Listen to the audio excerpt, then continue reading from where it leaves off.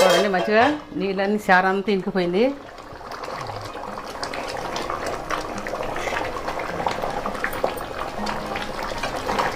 ఇప్పుడు మనం ఫస్ట్ మంచిగా కడిగి తరిగి పెట్టుకున్న కొత్తిమీర వేసుకుందాం.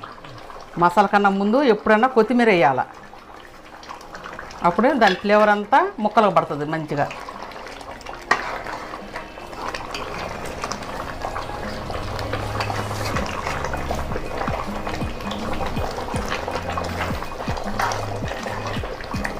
ఇప్పుడు మనం వెంటనే ఏం వేసుకుందామంటే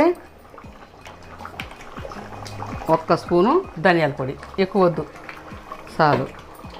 చికెన్ మసాలా చూడండి, ఆచే చికెన్ మసాలా. ఏందో పేరు చెప్తున్నా, బ్రాండింగ్ చేస్తాను ఏంది? యాక్చువల్లీ వీడియోస్ లో చెప్పరు. చికెన్ మసాలానే వాడండి.